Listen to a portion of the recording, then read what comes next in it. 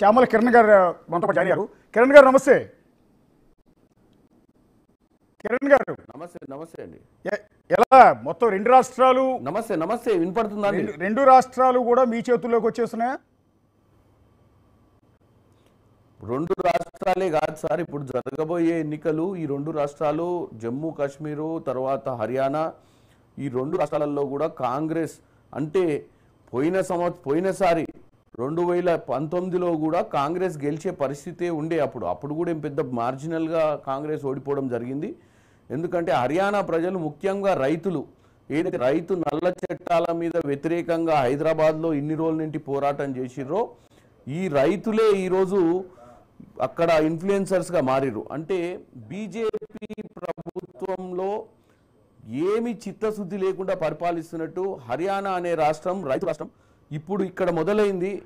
ఈ హర్యానా కాకుండా జమ్మూ కాశ్మీర్లో కూడా అక్కడ ప్రజలకు ఏం కావాలనో మనకు ఢిల్లీలో కూర్చొని జమ్మూ కాశ్మీర్ ఎట్లుండాలని మనం ఆలోచించి వాళ్ళ పైన మన చట్టాలు రుద్దడం అనేది వాస్తవంగా కరెక్ట్ కాదు అనేది ఈ ఎన్నికలతో తేలిగిపోతాయి. ఎందుకంటే జమ్మూ కాశ్మీర్లో బీజేపీ ఏదైతే నిర్ణయాలు తీసుకుందో గతంలో 370 విషయంలో కానీ దేంట్లో కానీ అక్కడ ప్రజల అభిప్రాయం తీసుకొని అక్కడ ప్రజలు ఏం కోరుకుంటారు, ఆ ప్రజలు ఎటువంటి పరిస్థితులు కోరుకుంటారు అని ఆలోచించి రెండు ఆలోచించాలి. భారతదేశంలో ఉన్నటువంటి అక్కడ బోర్డర్ సెక్యూరిటీకి సంబంధించిన issues at the same time Jammu కాశ్మీర్లో నివసించే ప్రజల ఇంట్రెస్ట్ రెండింటిని దృష్టిలో పెట్టుకొని డెసిషన్ తీసుకోవాలన్నది మా కాంగ్రెస్ పార్టీ కానీ ఇతర ప్రతిపక్షాలు ఆ రోజు వ్యతిరేకించినది. కాకపోతే ఏంటంటే బీజేపీ వాళ్ళు ఏమనుకుంటే డిమానిటైజేషన్ విషయంలో కానీ 370 విషయంలో కానీ వాళ్ళు అమెండ్మెంట్స్ కూడా రెడీ లేకుండే చర్చలకు. సో అటువంటి పరిణామాలు చేసినప్పుడు రిజల్ట్ కూడా ఎందుకంటే ఆ రోజు డెమోక్రటిక్గా మొత్తం రద్దు చేసిర్రు అసెంబ్లీని.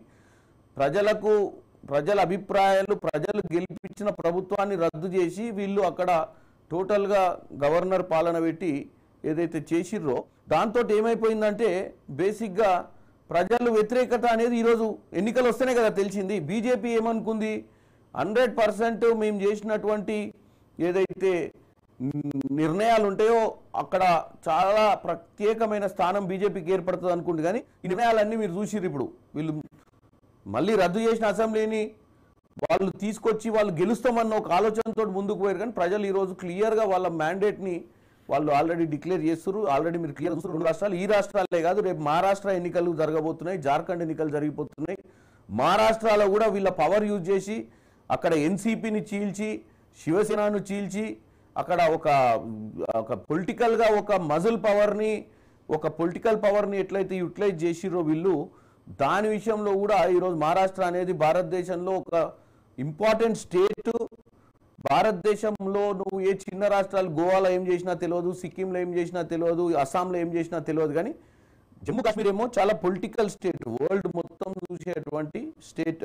ఎందుకంటే బౌండరీ ఉన్నది కాబట్టి, ఇష్యూ ఉంది కాబట్టి మనకు. మహారాష్ట్ర అనేమో ఇండియాకు ముంబై అనే సిటీ ఉంది కాబట్టి మహారాష్ట్ర అనేది బేసిక్గా ఏమంటారు ఫైనాన్షియల్ క్యాపిటల్ ఆఫ్ ఇండియా. ఈ రెండు దగ్గరలో కూడా బీజేపీ ఏదైతే నిర్ణయాలు తీసుకుందో ఇది రానున్న రోజుల్లో బీజేపీ మీద భారీ ఎఫెక్ట్ పడే అవకాశం ఉంది. ఈ 4 రాష్ట్రాలు ఇప్పుడు జరిగిన తర్వాత వచ్చే 2 ఎన్నికలలో కూడా బీజేపీ ఓటమి పాలవడం ఖాయం. అంటే ఎందుకంటే హర్యానా రిజల్ట్ మీరు చూసినట్టయితే 70 స్థానాలకు పోయేటట్టు కనపడుతుంది. కిరణ్ గారు, అంటే జమ్మూ కాశ్మీర్లో బీజేపీ తీసుకున్న ఒక సంచలనమైన చారిత్రాత్మకమైన